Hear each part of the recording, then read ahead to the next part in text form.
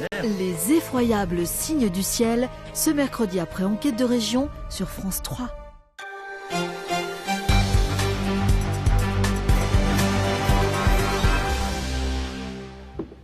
Bonsoir et bienvenue sur France 3 Côte d'Azur. C'est le 19-20 qui démarre comme tous les soirs, vous le savez, pour une heure d'actualité jusqu'à 20h avec à la une ce soir un mort et un blessé victime d'un éboulement sur le chantier du futur site d'enfouissement de déchets nucléaires à Bure dans la Meuse. Un drame qui relance la polémique sur ce projet très contesté par les associations écologistes.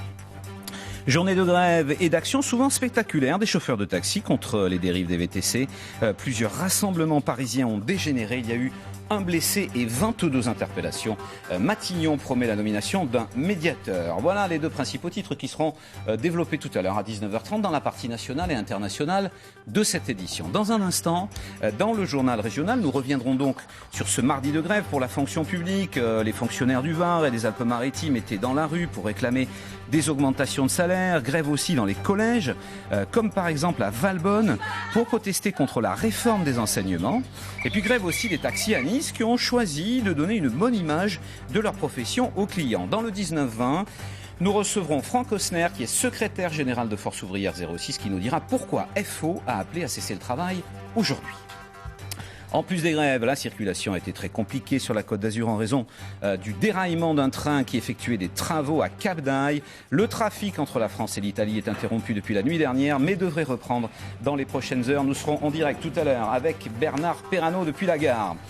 Et puis, dans cette actualité chargée, on s'arrêtera sur un moment d'histoire. Le temps où des justes ont sauvé des juifs pendant la guerre. Aujourd'hui, puisque ces sauveurs sont morts, les villes de Vence et de Tourette-sur-Loup ont décidé d'honorer leur mémoire en décernant des médailles à leurs familles.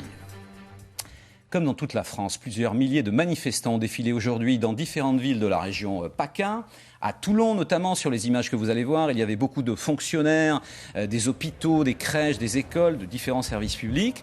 Ils réclamaient des augmentations de salaire car les fonctionnaires n'ont pas été augmentés depuis 2010. À Nice, tous les grévistes se sont rassemblés sur la place Masséna en fin de matinée avec les mêmes revendications. C'est un reportage de Yannick Fournigo avec Jacques Sauffer. Jour de manifestation, jour de revendication dans les rues de Nice ce matin. Tous les secteurs de la fonction publique se sont mobilisés pour dire stop à la politique d'austérité que le gouvernement mènerait depuis plusieurs années, principalement en matière salariale. Aujourd'hui, on crée quand même des richesses dans nos entreprises et les salariés n'en bénéficient pas. Donc oui, pour les salaires, l'emploi et les conditions de travail dans toutes les entreprises, parce que là je ne parle pas que la Poste, mais vraiment en général, je pense que tout salarié mérite beaucoup plus que ce qu'il gagne aujourd'hui. Ouais. Pour les fonctionnaires des services hospitaliers, des soins de qualité ne peuvent rimer qu'avec des emplois créés. Là, on s'aperçoit qu'au niveau des infirmières, au niveau des techniciens en imagerie médicale, c'est-à-dire des manipulateurs, au niveau des ASH, au niveau des brancardiers, il n'y a pas suffisamment de gens pour faire face dans un hôpital aussi important que l'hôpital Pasteur 2, qui est un hôpital de la 5e ville de France, qui draine les urgences de toute une région. Autre rassemblement, celui des enseignants du second degré. Depuis le mois 2000, se battent contre la réforme des collèges. Il va y avoir des disciplines qui vont trinquer, quoi qu'en dise la ministre. On sait pertinemment que dans le collimateur, vous aurez l'allemand, le latin, le grec, etc., etc. Ça va faire illusion pendant un an, mais après, la machine à détruire se mettra en place. Pour les syndicats, la mobilisation d'aujourd'hui est un message d'alerte adressé à la ministre de la fonction publique, Marie-Lise Lebranchu, à l'approche de la négociation sur les salaires prévue au mois de février. La CGT, FO et Solidaires sont à l'origine de la grève aujourd'hui. Avec nous dans le 19-20 ce soir, Franck Osner, qui est secrétaire général de Force Ouvrière pour le département des Alpes-Maritimes. Bonsoir. Bonsoir à vous. Vous réclamiez donc pendant la grève des hausses de salaire parce que vous dites que les fonctionnaires ont perdu beaucoup en pouvoir d'achat. Essayez de nous donner quelques exemples de salaires de fonctionnaires dans les différentes catégories. Mais écoutez, il y a 3 catégories. Dans la catégorie C, la plus petite, les fonctionnaires sont payés aux alentours de 1 400 € en moyenne, c'est-à-dire légèrement plus que le SMIC sans aucune perspective pendant 10 ans de progression. Dans la catégorie B, c'est entre 1 500 et 1 600 euros, avec une perte de pouvoir d'achat de 8% pour les 5 dernières années, et de ce qui nous est annoncé pour les 2 prochaines, d'entre 5 et 6. Donc ceci n'est plus tolérable pour nous. Vous dites que les salaires sont trop petits, sont trop faibles.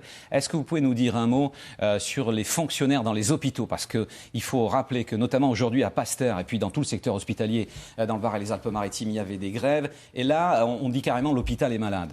L'hôpital est malade, il y a une situation qui est très tendue. On pourrait faire une image, c'est une réelle cocotte minute. Aujourd'hui, ce sont les personnels d'exécution qui font une grande partie les tâches des aides-soignantes, les aides-soignantes qui font une grande partie des tâches des infirmières. À titre indicatif, aujourd'hui, une infirmière est payée 1 400 € au départ pour arriver à 1 600 € au bout de 10 ans d'activité. On parle des RTT aujourd'hui, mais les RTT ne sont ni prises, ni payées, ni récupérées. C'est une situation qui est intolérable. Et je vous donnerai un simple exemple. Aujourd'hui, dans les salles de gériatrie, dans les EHPAD, c'est-à-dire les maisons de retraite une notion de solidarité importante. Sachez que pour 60 à 70 patients, il y a 2 aides-soignantes. Ce qui veut dire qu'un patient a une douche, a des soins, une fois par semaine. Alors, est-ce que nos seniors ont mérité ça? Alors non seulement le salaire, mais donc le sous-effectif, vous le dites à l'instant. Qu'est-ce que vous répondez quand même aux téléspectateurs qui nous regardent et qui sont des salariés de droit privé, comme à France 3? France 3, on n'est pas fonctionnaire, on est salarié de droit privé. Vous aussi d'ailleurs, je sais. Vous défendez les fonctionnaires, et on dit les fonctionnaires, ils sont privilégiés. C'est sûr, ils n'ont pas de bon salaire, mais ils ont des congés, ils partent à la retraite avant. Qu'est-ce que vous répondez à cela? Alors tout d'abord, c'est ce que disent tout simplement nous gouvernants. Ils sont moins bien payés. Ça, ce sont des études qui sont faites. Ils sont moins bien payés que dans le privé. Je vous ai donné quelques exemples. Ils partent à la retraite en même temps que ceux du privé, c'est-à-dire à 60... Pas pour toutes les professions. Pas pour toutes les professions. Pour les professions difficiles, comme pour les pompiers, comme pour les policiers, ils partent, c'est vrai, à 55 ans, mais je pense qu'ils l'ont bien mérité de par la difficulté de leur métier. Et puis, il faut savoir aussi que leur retraite n'est pas calculée sur leur salaire plein, puisqu'ils ont des primes qui n'intègrent pas forcément. Dernière question, parce qu'on n'a que 3 minutes, comme tous les soirs, évidemment, c'est assez rapide. Un dernier mot sur le service public. Pourquoi il faut le défendre, ce service public? Le service public, c'est le ciment de notre société. Ce sont les fondations. Demain, il existe aujourd'hui des pays où il n'y a pas de service public, il n'y a pas de pompiers, il n'y a pas de police, il n'y a pas d'hôpitaux, il n'y a pas d'écoles. Mais ce ne sont pas des républiques. Et vous dites donc c'est pour ça que c'est essentiel. Et aujourd'hui, je dis simplement que le service public, c'est le bien de ceux qui n'ont rien. Et aujourd'hui, dans les conditions actuelles de notre société, avec la crise, ça lisse tout simplement les inégalités sociales. Merci Franck Hausner, représentant de Force ouvrière pour le département des Alpes-Maritimes. Deuxième motif.